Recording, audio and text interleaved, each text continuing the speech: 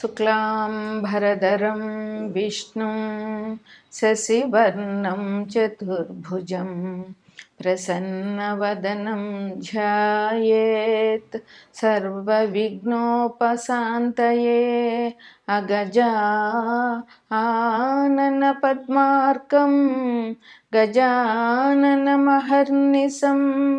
अनेकदन्तं भक्तानाम् एकदन्तमुपास्महे एकदन्तमुपास्महे। ఓం శ్రీ గణంజయాయ నమః. ఓం శ్రీ మాత్రే నమః. ఓం శ్రీ వాసుదేవాయ నమః. మనం డిసెంబర్ నెల మాస ఫలితాలు చెప్పుకోవాలి ఇప్పుడు.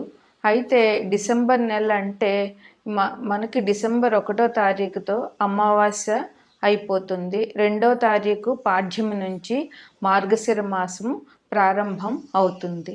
మార్గశిర మాసానికి కూడా చాలా ప్రత్యేకత ఉంది. మార్గశిర మాసంలో వచ్చే గురువారంని మనం లక్ష్మీవారం అని కూడా అంటాం.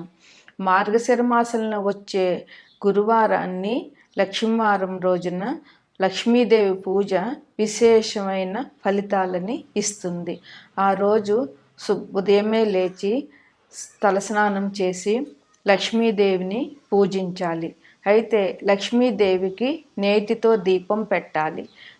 వంటలు కూడా నేతితోనే చేసుకోవాలి. అంటే నూనె పోపులు వేయకుండా నేతి పోపులు వేసుకుని నేతితోనే భోజనం చేయాలి.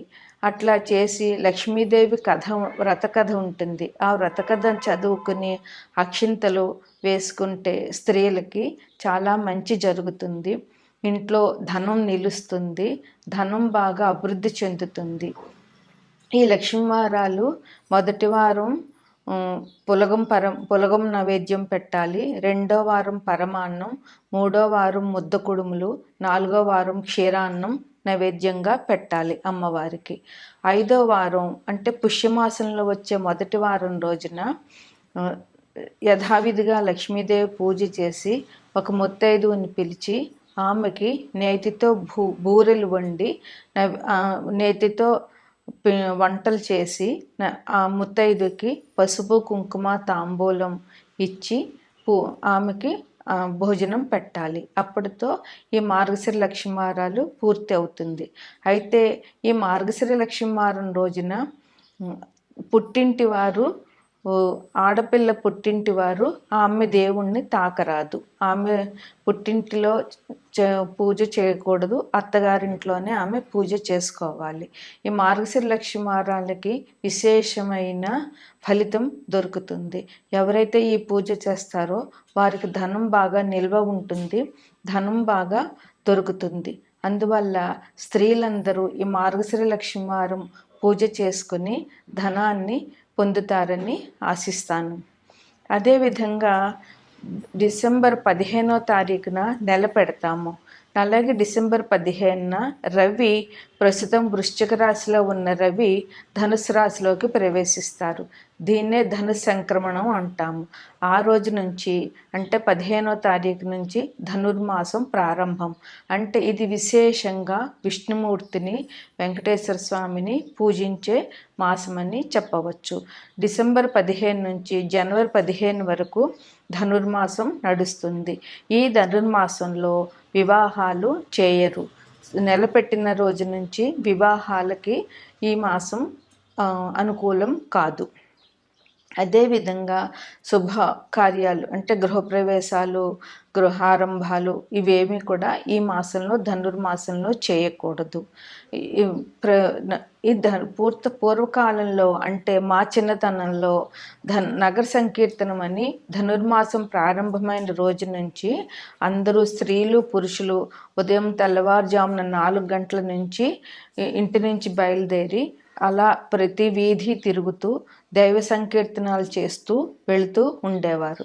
అది అంత చలిలోనూ దైవ సంకీర్తనం చేస్తూ అందరూ ఒక్కొక్కింటిలోంచి ఒక్కొక్కరిని కలుపుకుంటూ మొత్తం ఆ వీధులన్నీ తిరుగుతూ తెల్లవారే వరకు నగ సంకీర్తనం చేసి ఇంటికి వచ్చే ఆచారం ఇది వరకు జరిగేది. ఇప్పుడు అయితే అది జరగటం లేదు. అట్లా నగర సంకీర్తనం చేయడం వల్ల ఎంతో మంచి జరుగుతుంది. ఆ ప్రదేశానికి, చేసిన వారికి, ఆ కాలనీలో వారికి అందరికీ చాలా శుభం జరుగుతుంది. ఇది కూడా చాలా మంచి ఆచారమని చెప్పవచ్చు. తదుపరి మకర రాశి. ఈ రాశ్యాధిపతి శని భగవానుడు. ఈ రాశిలో ఉత్తరాషాఢ 2, 3, 4 పాదాలు, శ్రవణం 4 పాదాలు, ధనిష్ట 1, 2 పాదాలు ఉంటాయి. ఈ రాశ్యాధిపతి శని 2వ ఇంట్లో ఉన్నారు, అంటే కుంభంలో ఉన్నారు. మకరంలో లగ్నంలో శుక్రుడు ఉన్నారు. 3వ ఇంట్లో రాహు ఉన్నారు. 4వ ఇంట్లో ఎవరు లేరు. 5వ ఇంట్లో గురువు ఉన్నారు. 6వ ఇంట్లో 6వ ఇంట్లో ఎవరు లేరు. 7వ ఇంట్లో కుజుడు, 9వ ఇంట్లో కేతువు, 11వ ఇంట్లో రవి బుధులు ఉన్నారు. ఈ రాశి వారికి కొద్దిగా ఇబ్బందులని చెప్పవచ్చు. ఈ మాసంలో మిశ్రమ ఫలితాలు ఉంటాయి. అయితే వీరు జాగ్రత్తగా దైవారాధన చేసుకుంటే ఎటువంటి ఇబ్బందులు లేకుండా సామాన్యంగా గడిచిపోతుంది. అందువల్ల వీరు మానసికంగా ధైర్యాన్ని తెచ్చుకొని సమస్యలు వచ్చినా కృంగిపోకుండా ధైర్యంగా వీరు ముందుకి వెళ్ళాలి.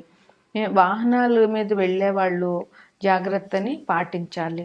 వాహనాలు ముందుగా చెక్ చేసుకోవడము, ఏదైనా ఇబ్బందులు ఉన్న వాహనాల మీద ప్రయాణం చేయకపోవడము, లేదా కార్లు సొంత వెహికల్స్ మీద కంటే బస్సుల్లోనూ ట్రైన్లోనూ వెళ్ళడం మూలంగా కొంచెం ఇబ్బందులు తక్కువయ్యే అవకాశాలు ఎక్కువగా ఉంటాయి. ఒకవేళ వీరు వాహనంలో తప్పనిసరిగా ప్రయాణించాల్సి వస్తే ఒక వెల్లుల్లిపాయని దగ్గర ఉంచుకొని ప్రయాణం చేయడం ఎంతైనా అవసరం. స్త్రీలకి, ఈ రాశిలో స్త్రీలకి ప్రమాదాలు జరిగే అవకాశాలు ఉన్నాయి. సర్జరీలు కూడా జరిగే అవకాశాలు ఉన్నాయి. ఈ రాశిలో స్త్రీలు కొంచెం జాగ్రత్తగా ఉండి దైవనామస్మరణ చేసుకోవడం చాలా అవసరం. వీరికి కోపం, ఉద్రేకం తగ్గించుకోవాలి. అలాగే బద్ధకాన్ని కూడా తగ్గించుకోవాలి. ఈ రాశిలో లగ్నంలో శుక్రుడు ఉన్నాడు. అందువల్ల వీరు వ్యసనాల పాలు కాకుండా, శని ఇంట్లో శుక్రుడు ఉండడం వల్ల శుక్రుడు విలాసాలకి కారకుడు కనుక ఈ రాశివారు కొంచెం విలాసాలు, మద్యపానాలు ఇట్లాంటివన్నీ తగ్గించుకోవడం చాలా మంచిది. వీరికి 3వ ఇంట్లో రాహు ఉన్నారు కనుక సోదరులతో గొడవలు వచ్చే అవకాశం ఉంది. 3వ ఇల్లు తమ కంటే చిన్నవారిని, అంటే తమ్ముళ్ళు, చెల్లెళ్ళు వీళ్ళని సూచిస్తుంది. అందువల్ల సోదరులతో గొడవలు వచ్చే అవకాశాలు ఈ రాశి వారికి ఉన్నాయి కనుక వీరు కొంచెం జాగ్రత్తగా ఉండడం అన్నది చాలా అవసరం. వారితో గొడవలు పెట్టుకుంటే ఉన్న సంబంధ బాంధవ్యాలు తెగిపోతాయి కనుక సోదరులతో సంబంధ బాంధవ్యాలు తెగిపోవడం అనేది ఎవరికైనా మానసికమైన అసంతృప్తి, మానసికమైన అనిశ్చిత ఉంటుంది. అందువల్ల వీరు గొడవలు పెట్టుకోకుండా, వారు ఏదైనా మాట అన్నా చిన్నవాళ్లే కదా అనేసి నవ్వేసి ఊరుకోవడము, లేకపోతే మౌనంగా ఉండడము చాలా అవసరం. 2వ ఇంట్లో శని ఉన్నారు కనుక వీరికి బద్ధకం పెరిగే అవకాశం ఉంది. కొంచెం అనారోగ్యం చేసే అవకాశం ఉంది. అలసట, శ్రమ ఎక్కువ. శని భగవానుడు శ్రమని ఇష్టపడతారు. అందువల్ల శ్రమ ఎక్కువగా ఉండడము, ఇట్లాంటి అవకాశాలు వీరికి చాలా ఉంటాయి. వీరికి మాట కూడా కటువుగా ఉండడము, శారీరకమైన శ్రమ, అలసట ఉండడం వల్ల వీరు కొంచెం కోపం చూపించడం అది జరుగుతుంది. అందువల్ల వీరు కొంచెం జాగ్రత్తగా మనసును ప్రశాంతంగా ఉంచుకొని చేయాలి. వృత్తి వ్యాపారాలు అనుకూలంగానే ఉంటాయి, కానీ కష్టపడందే. ఎందుకంటే ఇది శని భగవానుడి ఇల్లు. కష్టపడితేనే కానీ ఫలితాన్ని ఆయన ఇవ్వడు. అందువల్ల వీరు చాలా కష్టపడాలి. కష్టపడడం వల్ల వీరికి అన్నీ మంచి జరుగుతాయి. కాకపోతే శారీరక శ్రమ, అలసట అన్నది వీరికి తప్పకుండా ఉంటుంది. అయితే వీరు ఏ పని కూడా వాయిదాలు వేయకూడదు. ఇవాళ చేయాలనుకున్న పని ఈ రోజే చేయడం చాలా మంచిది. వాయిదాలు వేయడం వల్ల ఆ పని అలా వాయిదాలే అవుతుంది, పని పెండింగ్ ఉండిపోతుంది. శని భగవానుడికి క్రమశిక్షణ ఇష్టము, కష్టపడడం ఇష్టము, నడవడం ఇష్టము, పెద్దవారిని గౌరవంగా చూడడం ఇష్టము, వికలాంగులకు సేవ చేయడం ఇష్టము. ఈ పనులు చేసినట్లయితే శని భగవానుడు వీళ్ళని మంచి ఉన్నతమైన స్థితిలోకి తీసుకువెళ్తారు. ఆయన కర్మసాక్షి, ఆయన ఎవరికి అన్యాయం చేయరు. అయితే మనం కష్టపడితేనే ఆయన ఫలితాన్ని ఇస్తారు. మనం కర్మ చేయలేదు అని అంటే తగిన శిక్ష కూడా వెంటనే వేస్తారు. అందువల్ల శని భగవానుడి ఉన్న అభివృద్ధి కోసం, శని భగవానుడి అనుగ్రహం కోసం వీరు క్రమశిక్షణగా ఉండాలి. అట్లాగే ఇంట్లో పెద్దవారిని గౌరవంగా చూడాలి. వికలాంగులకి, ముష్టి వాళ్ళకి దానం చేయాలి. అదేవిధంగా వ్యసనాలు చేసుకోకూడదు. వ్యసనాలకి మనసులో పరిగెడుతూ ఉంటుంది, కానీ వ్యసనాలు అన్నవి పెంచుకోకూడదు. అదేవిధంగా వీరు నడవడం ఎక్కువ చేయాలి. శని భగవానుడికి నడక ఇష్టం. అందువల్ల దేనికైనా నడవడం వల్ల ఇంటిని పరిశుభ్రంగా ఉంచుకోవడము, బాత్రూమ్ని క్లీన్గా పెట్టుకోవడము శని భగవానుడికి ఇష్టము. ఇవన్నీ చేయాలి. వీరు మానసికంగా ధైర్యంగా ఉండాలి అని అంటే సుబ్రహ్మణ్యేశ్వరం ఆరాధన. శని భగవానుడికి శివాభిషేకం చాలా ముఖ్యం. అందువల్ల చేయగలిగిన వాళ్ళు శివాభిషేకం చేయండి. లేదంటే హనుమాన్ దర్శనం ప్రతి శనివారం, ప్రతిరోజు హనుమాన్ దర్శనం చేసుకోండి. ప్రతి శనివారం హనుమాన్ దర్శనం చేయడము, ఆయన గుళ్ళో 11 లేదా 21 ప్రదక్షిణాలు చేయడము, హనుమత్ ద్వాదశనామ స్తోత్రం చదవడము, హనుమాన్ చాలీసా 11 సార్లు పారాయణ చేయడము, 8 శనివారాలు హనుమంతుడికి తమలపాకు పూజ చేయించడం వల్ల వీరికి ఉన్న సమస్యలన్నీ తీరిపోయే అవకాశం ఉంది. అదేవిధంగా వీరికి 15వ తారీఖు తర్వాత విష్ణు ధనుర్మాసం ప్రారంభమవుతుంది కనుక విష్ణారాధన చాలా ముఖ్యమైనది.